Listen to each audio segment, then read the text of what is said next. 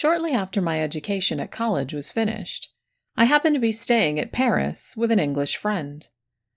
We were both young men then, and lived, I am afraid, rather a wild life, in the delightful city of our sojourn. One night we were idling about the neighborhood of the Palais Royal, doubtful to what amusement we should next betake ourselves. My friend proposed a visit to Frascati's, but his suggestion was not to my taste. I knew Frascati's, as the French saying is, by heart, had lost and won plenty of 5-franc pieces there, merely for amusement's sake, until it was amusement no longer, and was thoroughly tired, in fact, of all the ghastly respectabilities of such a social anomaly as a respectable gambling house. "For heaven's sake," said I to my friend, "let us go somewhere where we can see a little genuine, blackguard, poverty-stricken gaming, with no false gingerbread glitter thrown over it all. Let us get away from fashionable Frascati's, to a house where they don't mind letting in a man with a ragged coat, or a man with no coat, ragged or otherwise." "Very well," said my friend. "We needn't go out of the Palais Royal to find the sort of company you want. Here's the place just before us, as blackguard a place, by all report, as you could possibly wish to see." In another minute we arrived at the door, and entered the house, the back of which you have drawn in your sketch. When we got upstairs, and had left our hats and sticks with the doorkeeper, we were admitted into the chief gambling room. We did not find many people assembled there, but few as the men were who looked up at us on our entrance, they were all types, lamentably true types, of their respective classes. We had come to see blackguards, but these men were something worse. There is a comic side, more or less appreciable, in all blackguardism. Here there was nothing but tragedy, mute, weird tragedy. The quiet in the room was horrible. The thin, haggard, long-haired young man, whose sunken eyes fiercely watched the turning up of the cards, never spoke. The flabby, fat-faced, pimply player, who pricked his piece of pasteboard perseveringly to register how often black won and how often red, never spoke. The dirty, wrinkled old man, with the vulture eyes and the darned greatcoat, who had lost his last sou, and still looked on desperately after he could play no longer, never spoke. Even the voice of the croupier sounded as if it were strangely dulled and thickened in the atmosphere of the room. I had entered the place to laugh, but the spectacle before me was something to weep over. I soon found it necessary to take refuge in excitement from the depression of spirits which was fast stealing on me. Unfortunately, I sought the nearest excitement by going to the table and beginning to play. Still more unfortunately, as the event will show, I won prodigiously, won incredibly, won at such a rate that the regular players at the table crowded round me, and staring at my stakes with hungry, superstitious eyes, whispered to one another that the English stranger was going to break the bank. The game was rouge et noir. I had played at it in every city in Europe, without, however, the care or the wish to study the theory of chances, that philosopher's stone of all gamblers. And a gambler, in the strict sense of the word, I never had been. I was heart-whole from the corroding passion for play. My gaming was a mere idle amusement. I never resorted to it by necessity, because I never knew what it was to want money. I never practiced it so incessantly as to lose more than I could afford, or to gain more than I could coolly pocket without being thrown off my balance by my good luck. In short, I had hitherto frequented gambling tables, just as I frequented ballrooms and opera houses, because they amused me, and because I had nothing better to do with my leisure hours. But on this occasion it was very different. Now, for the first time in my life, I felt what the passion for play really was. My success first bewildered, and then, in the most literal meaning of the word, intoxicated me. Incredible as it may appear, it is nevertheless true that I only lost when I attempted to estimate chances, and played according to previous calculation. If I left everything to luck, and staked without any care or consideration, I was sure to win in the face of every recognized probability in favor of the bank. At first, some of the men present ventured their money safely enough on my color, but I speedily increased my stakes to sums which they dare not risk. One after another they left off playing, and breathlessly looked on at my game. Still, time after time, I staked higher and higher, and still won. The excitement in the room rose to fever pitch. The silence was interrupted by a deep-muttered chorus of oaths and exclamations in different languages, every time the gold was shoveled across to my side of the table.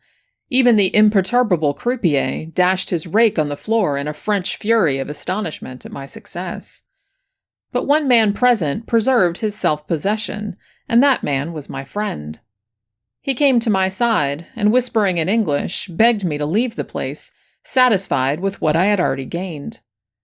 I must do him the justice to say that he repeated his warnings and entreaties several times, and only left me and went away after I had rejected his advice.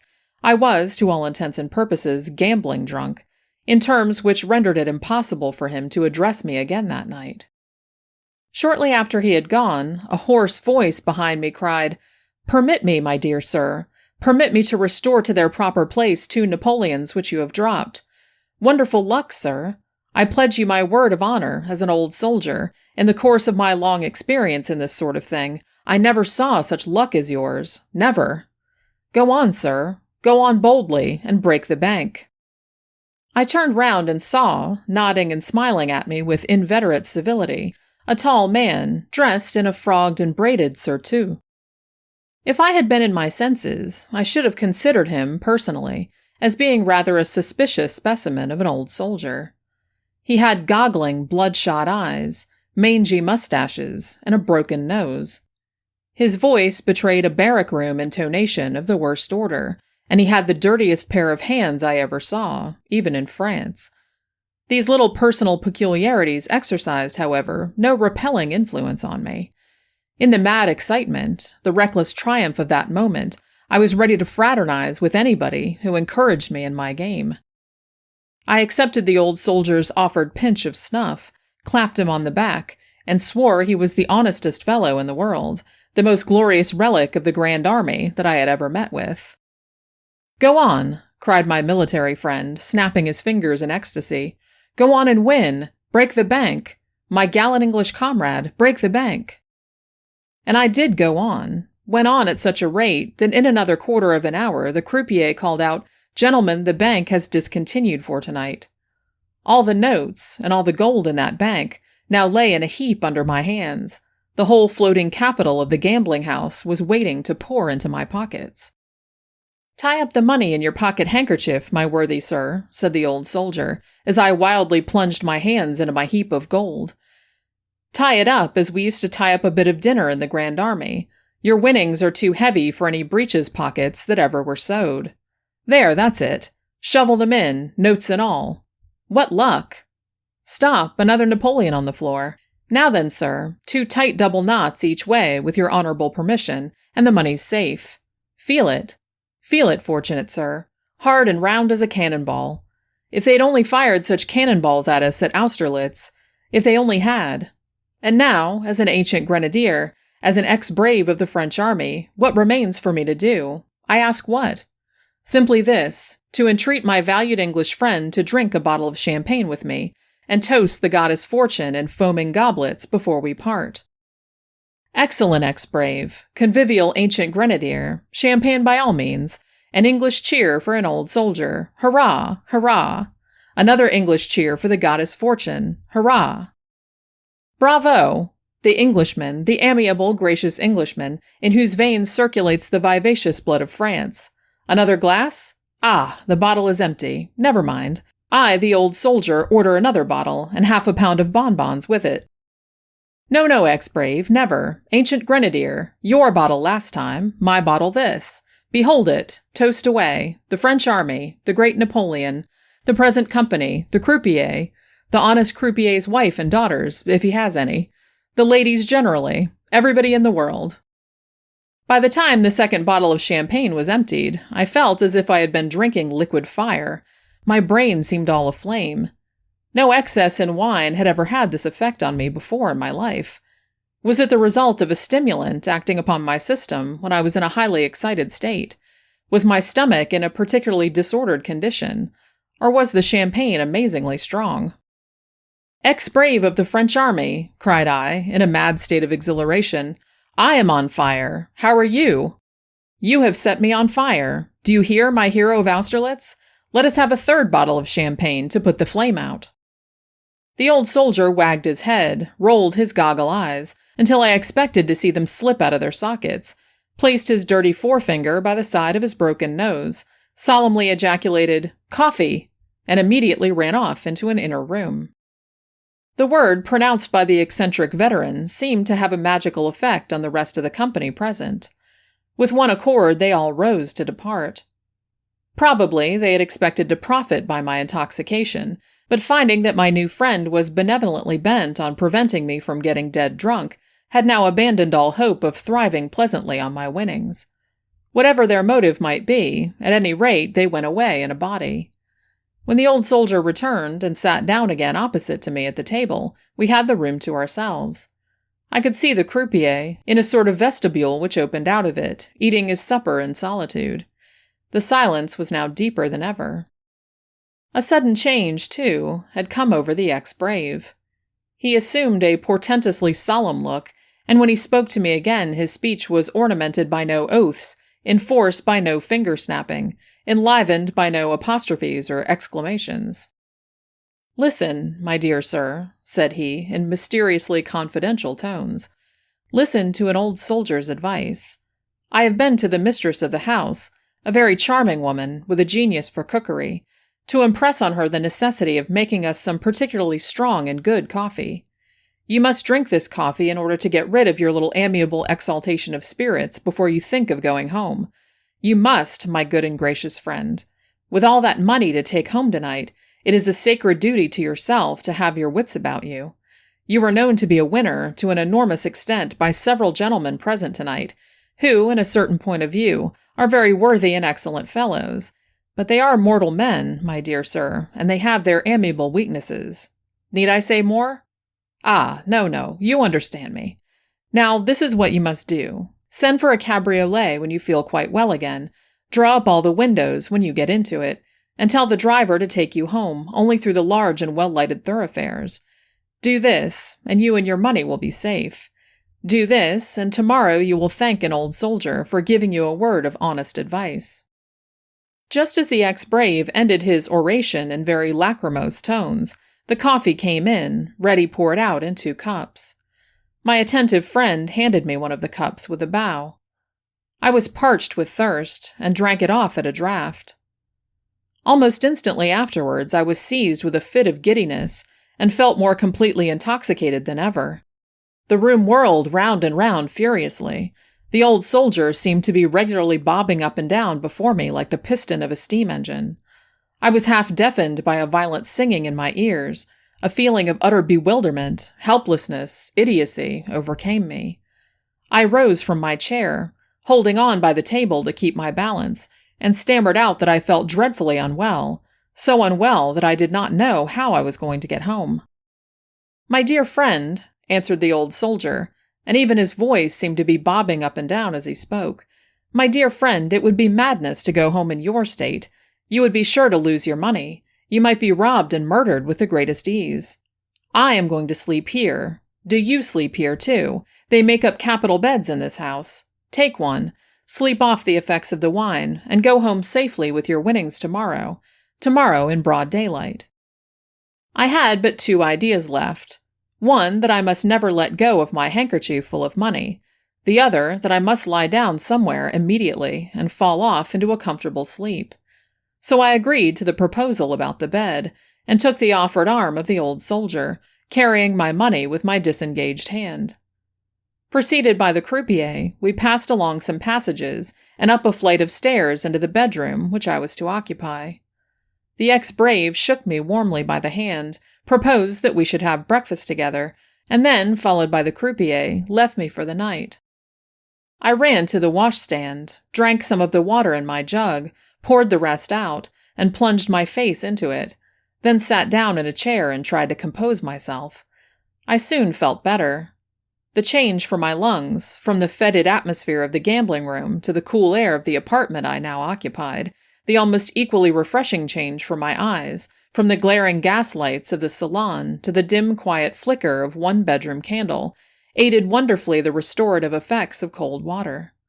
The giddiness left me, and I began to feel a little like a reasonable being again. My first thought was of the risk of sleeping all night in a gambling house. My second, of the still greater risk of trying to get out after the house was closed, and of going home alone at night through the streets of Paris with a large sum of money about me. I had slept in worse places than this on my travels, so I determined to lock, bolt, and barricade my door, and take my chance till the next morning. Accordingly, I secured myself against all intrusion, looked under the bed and into the cupboard, tried the fastening of the window, and then, satisfied that I had taken every proper precaution, pulled off my upper clothing, put my light, which was a dim one, on the hearth among a feathery litter of wood ashes, and got into bed, with the handkerchief full of money under my pillow. I soon felt not only that I could not go to sleep, but that I could not even close my eyes. I was wide awake and in a high fever. Every nerve in my body trembled. Every one of my senses seemed to be preternaturally sharpened. I tossed and rolled, and tried every kind of position, and perseveringly sought out the cold corners of the bed, and all to no purpose. Now I thrust my arms over the clothes. Now I poked them under the clothes. Now I violently shot my legs straight out down to the bottom of the bed. Now I convulsively coiled them up as near my chin as they would go. Now I shook out my crumpled pillow, changed it to the cool side, patted it flat, and lay down quietly on my back. Now I fiercely doubled it in two, set it up on end, thrust it against the board of the bed, and tried a sitting posture. Every effort was in vain. I groaned with vexation as I felt that I was in for a sleepless night. What could I do? I had no book to read, and yet, unless I found out some method of diverting my mind, I felt certain that I was in the condition to imagine all sorts of horrors, to rack my brain with forebodings of every possible and impossible danger, in short, to pass the night in suffering all conceivable varieties of nervous terror. I raised myself on my elbow and looked about the room, which was brightened by a lovely moonlight pouring straight through the window, to see if it contained any pictures or ornaments that I could at all clearly distinguish. While my eyes wandered from wall to wall, a remembrance of Le Maistre's delightful little book, Voyage autour de ma chambre, occurred to me. I resolved to imitate the French author, and find occupation and amusement enough to relieve the tedium of my wakefulness by making a mental inventory of every article of furniture I could see, and by following up to their sources the multitude of associations which even a chair, a table, or a washstand may be made to call forth. In the nervous, unsettled state of my mind at that moment, I found it much easier to make my inventory than to make my reflections, and thereupon soon gave up all hope of thinking in Le Maistre's fanciful track, or indeed of thinking at all. I looked about the room at the different articles of furniture, and did nothing more. There was, first, the bed I was lying in, a four-post bed, of all things in the world to meet with in Paris. Yes, a thorough, clumsy British four-poster, with the regular top lined with chintz, the regular fringed valance all round, the regular stifling, unwholesome curtains, which I remembered having mechanically drawn back against the posts without particularly noticing the bed when I first got into the room. Then there was the marble-topped washstand, from which the water I had spilled, in my hurry to pour it out, was still dripping, slowly and more slowly, onto the brick floor. Then 2 small chairs, with my coat, waistcoat, and trousers flung on them. Then a large elbow chair, covered with dirty white dimity, with my cravat and shirt collar thrown over the back. Then a chest of drawers, with 2 of the brass handles off, and a tawdry, broken china inkstand placed on it by way of ornament for the top. Then the dressing table, adorned by a very small looking-glass and a very large pincushion. Then the window, an unusually large window. Then a dark old picture, which the feeble candle dimly showed me. It was a picture of a fellow in a high Spanish hat, crowned with a plume of towering feathers. A swarthy, sinister ruffian, looking upward, shading his eyes with his hand, and looking intently upward. It might be at some tall gallows at which he was going to be hanged. At any rate, he had the appearance of thoroughly deserving it. This picture put a kind of constraint upon me to look upward too, at the top of the bed. It was a gloomy and not an interesting object, and I looked back at the picture. I counted the feathers in the man's hat. They stood out in relief. 3 white, 2 green. I observed the crown of his hat, which was of conical shape, according to the fashion supposed to have been favored by Guido Fawkes. I wondered what he was looking up at. It couldn't be at the stars. Such a desperado was neither astrologer nor astronomer. It must be at the high gallows, and he was going to be hanged presently. Would the executioner come into possession of his conical crowned hat and plume of feathers? I counted the feathers again, 3 white, 2 green. While I still lingered over this very improving and intellectual employment, my thoughts insensibly began to wander. The moonlight shining into the room reminded me of a certain moonlight night in England, the night after a picnic party in a Welsh valley. Every incident of the drive homeward, through lovely scenery, which the moonlight made lovelier than ever, came back to my remembrance, though I had never given the picnic a thought for years. Though, if I had tried to recollect it, I could certainly have recalled little or nothing of that scene long past. Of all the wonderful faculties that help to tell us we are immortal, which speaks the sublime truth more eloquently than memory? Here was I, in a strange house of the most suspicious character, in a situation of uncertainty, and even of peril, which might seem to make the cool exercise of my recollection almost out of the question.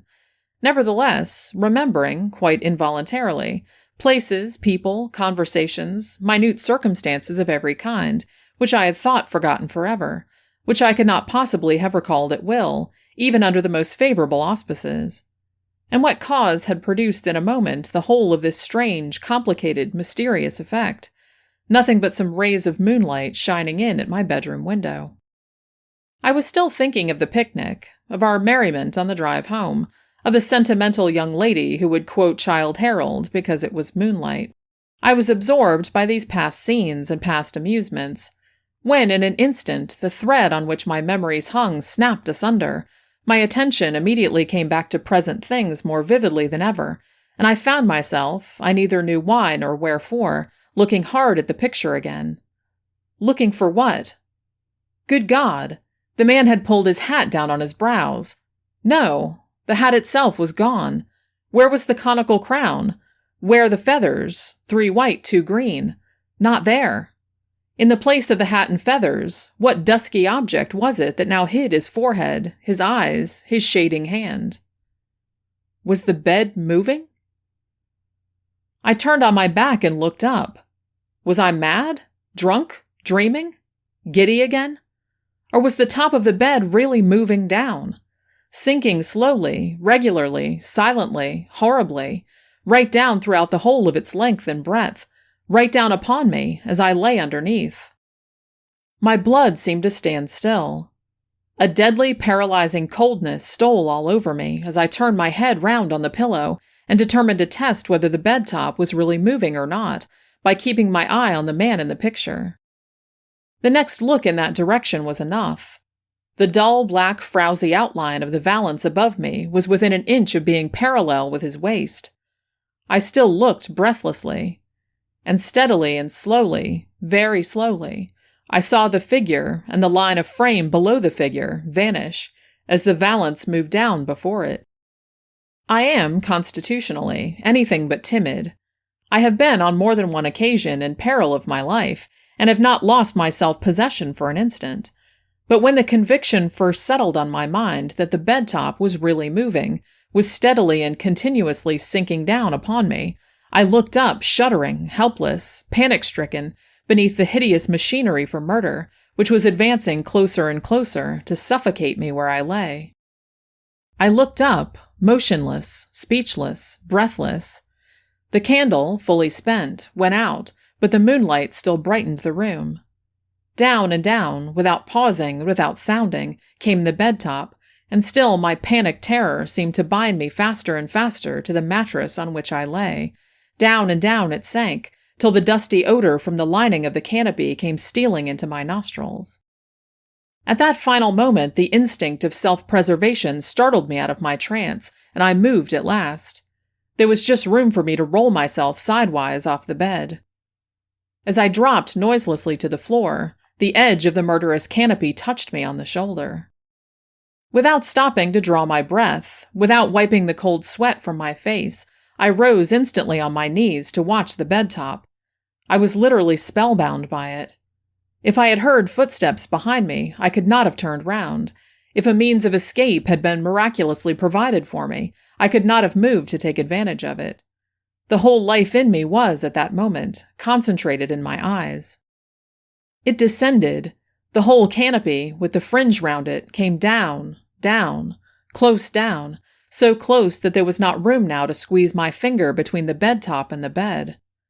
I felt at the sides, and discovered that what had appeared to me from beneath to be the ordinary light canopy of a 4-post bed was in reality a thick, broad mattress, the substance of which was concealed by the valance in its fringe. I looked up and saw the 4 posts rising hideously bare. In the middle of the bed top was a huge wooden screw that had evidently worked it down through a hole in the ceiling, just as ordinary presses are worked down on the substance selected for compression. The frightful apparatus moved without making the faintest noise. There had been no creaking as it came down. There was now not the faintest sound from the room above. Amid a dead and awful silence, I beheld before me, in the 19th century and in the civilized capital of France, such a machine for secret murder by suffocation as might have existed in the worst days of the Inquisition, in the lonely inns among the Harz Mountains, in the mysterious tribunals of Westphalia. Still, as I looked on it, I could not move. I could hardly breathe, but I began to recover the power of thinking, and in a moment I discovered the murderous conspiracy framed against me in all its horror. My cup of coffee had been drugged, and drugged too strongly. I had been saved from being smothered by having taken an overdose of some narcotic. How I had chafed and fretted at the fever fit which had preserved my life by keeping me awake. How recklessly I had confided myself to the 2 wretches who had led me into this room, determined, for the sake of my winnings, to kill me in my sleep by the surest and most horrible contrivance for secretly accomplishing my destruction. How many men, winners like me, had slept, as I had proposed to sleep, in that bed, and had never been seen or heard of more. I shuddered at the bare idea of it. But ere long, all thought was again suspended by the sight of the murderous canopy moving once more. After it had remained on the bed, as nearly as I could guess, about 10 minutes, it began to move up again. The villains who worked it from above evidently believed that their purpose was now accomplished. Slowly and silently, as it had descended, that horrible bed top rose towards its former place. When it reached the upper extremities of the 4 posts, it reached the ceiling, too. Neither hole nor screw could be seen. The bed became in appearance an ordinary bed again, the canopy an ordinary canopy, even to the most suspicious eyes. Now, for the first time, I was able to move, to rise from my knees, to dress myself in my upper clothing, and to consider of how I should escape. If I betrayed by the smallest noise that the attempt to suffocate me had failed, I was certain to be murdered. Had I made any noise already? I listened intently, looking towards the door. No footsteps in the passage outside, no sound of a tread, light or heavy, in the room above, absolute silence everywhere. Besides locking and bolting my door, I had moved an old wooden chest against it, which I had found under the bed. To remove this chest, my blood ran cold as I thought of what its contents might be. Without making some disturbance was impossible, and moreover, to think of escaping through the house, now barred up for the night, was sheer insanity. Only one chance was left me, the window. I stole to it on tiptoe. My bedroom was on the 1st floor, above an entresol, and looked into a back street, which you have sketched in your view. I raised my hand to open the window, knowing that on that action hung, by the merest hairbreadth, my chance of safety. They keep vigilant watch in a house of murder. If any part of the frame cracked, if the hinge creaked, I was a lost man. It must have occupied me at least 5 minutes, reckoning by time, 5 hours, reckoning by suspense, to open that window. I succeeded in doing it silently, in doing it with all the dexterity of a housebreaker, and then looked down into the street. To leap the distance beneath me would be almost certain destruction. Next, I looked round at the sides of the house. Down the left side ran a thick water pipe, which you have drawn. It passed close by the outer edge of the window. The moment I saw the pipe, I knew I was saved. My breath came and went freely for the first time since I had seen the canopy of the bed moving down upon me. To some men, the means of escape which I had discovered might have seemed difficult and dangerous enough. To me, the prospect of slipping down the pipe into the street did not suggest even a thought of peril. I had always been accustomed, by the practice of gymnastics, to keep up my schoolboy powers as a daring and expert climber, and knew that my head, hands, and feet would serve me faithfully in any hazards of ascent or descent. I had already got one leg over the windowsill when I remembered the handkerchief filled with money under my pillow. I could well have afforded to leave it behind me, but I was revengefully determined that the miscreants of the gambling house should miss their plunder as well as their victim. So I went back to the bed and tied the heavy handkerchief at my back by my cravat. Just as I had made it tight and fixed it in a comfortable place, I thought I heard a sound of breathing outside the door. The chill feeling of horror ran through me again as I listened. No, dead silence still in the passage. I had only heard the night air blowing softly into the room. The next moment I was on the windowsill, and the next I had a firm grip on the water pipe with my hands and knees. I slid down into the street easily and quietly, as I thought I should, and immediately set off at the top of my speed to a branch prefecture of police, which I knew was situated in the immediate neighborhood. A sub-prefect, and several picked men among his subordinates, happened to be up, maturing, I believe, some scheme for discovering the perpetrator of a mysterious murder, which all Paris was talking of just then.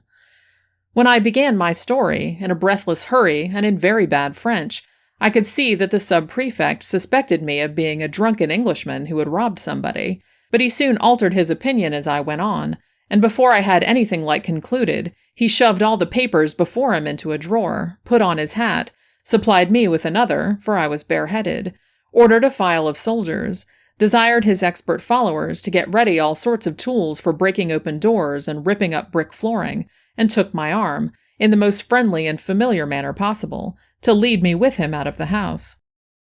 I will venture to say that when the sub-prefect was a little boy, and was taken for the first time to the play, he was not half as much pleased as he was now at the job in prospect for him at the gambling house. Away we went through the streets, the sub-prefect cross-examining and congratulating me in the same breath as we marched at the head of our formidable posse comitatus. Sentinels were placed at the back and front of the house the moment we got to it. A tremendous battery of knocks was directed against the door. A light appeared at a window. I was told to conceal myself behind the police. Then came more knocks, and a cry of "Open in the name of the law!"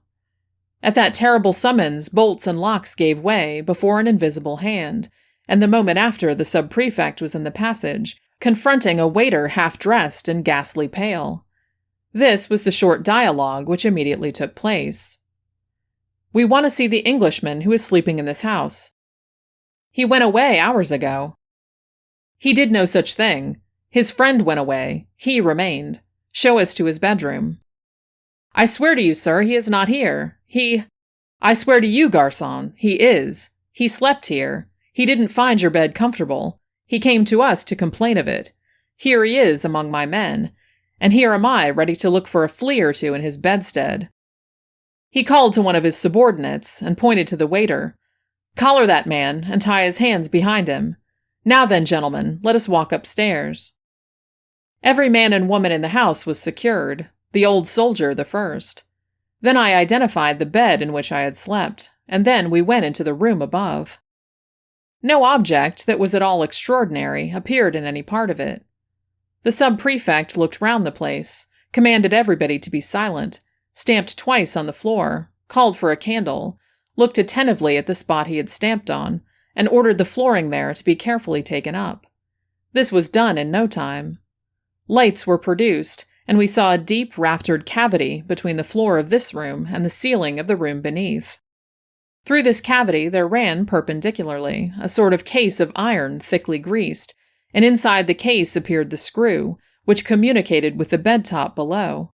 Extra lengths of screw, freshly oiled, levers covered with felt, all the complete upper works of a heavy press, constructed with infernal ingenuity so as to join the fixtures below, and when taken to pieces again, to go into the smallest possible compass, were next discovered and pulled out onto the floor. After some little difficulty, the sub-prefect succeeded in putting the machinery together, and leaving his men to work it, descended with me to the bedroom.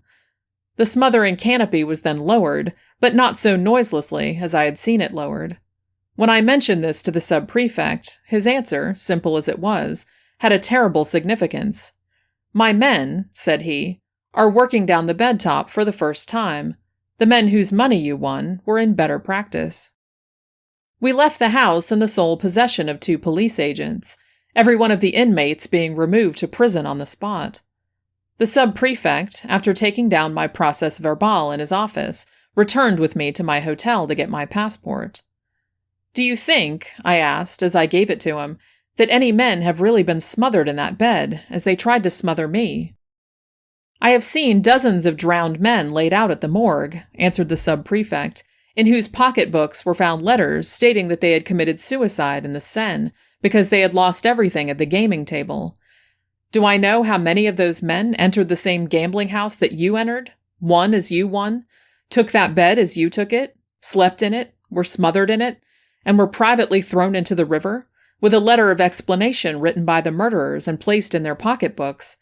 No man can say how many or how few have suffered the fate from which you have escaped. The people of the gambling house kept their bedstead machinery a secret from us, even from the police. The dead kept the rest of the secret for them. Good night, or rather, good morning, Monsieur Faulkner. Be at my office again at 9 o'clock. In the meantime, au revoir." The rest of my story is soon told. I was examined and re-examined. The gambling house was strictly searched all through from top to bottom. The prisoners were separately interrogated, and 2 of the less guilty among them made a confession. I discovered that the old soldier was the master of the gambling house. Justice discovered that he had been drummed out of the army as a vagabond years ago, that he had been guilty of all sorts of villainies since, that he was in possession of stolen property, which the owners identified, and that he, the croupier, another accomplice, and the woman who had made my cup of coffee were all in the secret of the bedstead. There appeared some reason to doubt whether the inferior persons attached to the house knew anything of the suffocating machinery, and they received the benefit of that doubt by being treated simply as thieves and vagabonds. As for the old soldier and his 2 head myrmidons, they went to the galleys. The woman who had drugged my coffee was imprisoned for I forget how many years. The regular attendants at the gambling house were considered suspicious and placed under surveillance, and I became, for 1 whole week, which is a long time, the head lion in Parisian society. My adventure was dramatized by 3 illustrious playmakers, but never saw theatrical daylight, for the censorship forbade the introduction on the stage of a correct copy of the gambling house bedstead. One good result was produced by my adventure, which any censorship must have approved. It cured me of ever again trying rouge et noir as an amusement. The sight of a green cloth, with packs of cards and heaps of money on it, will henceforth be forever associated in my mind with the sight of a bed canopy descending to suffocate me in the silence and darkness of the night. Just as Mr. Faulkner pronounced these words, he started in his chair, and resumed his stiff, dignified position in a great hurry. "Bless my soul," cried he, with a comic look of astonishment and vexation. "While I have been telling you what is the real secret of my interest in the sketch you have so kindly given to me, I have altogether forgotten that I came here to sit for my portrait. For the last hour or more, I must have been the worst model you ever had to draw from." "On the contrary, you have been the best," said I. "I have been trying to catch your likeness, and while telling your story, you have unconsciously shown me the natural expression I wanted to ensure my success." Note by Mrs. Kirby. I cannot let this story end without mentioning what the chance saying was which caused it to be told at the farmhouse the other night. Our friend, the young sailor, among his other quaint objections to sleeping on shore, declared that he particularly hated 4-post beds because he never slept in one without doubting whether the top might not come down in the night and suffocate him. I thought this chance reference to the distinguishing feature of William's narrative curious enough, and my husband agreed with me. but he says it is scarcely worthwhile to mention such a trifle in anything so important as a book. I cannot venture, after this, to do more than slip these lines in modestly at the end of the story. If the printer should notice my last few words, perhaps he may not mind the trouble of putting them into some out-of-the-way corner.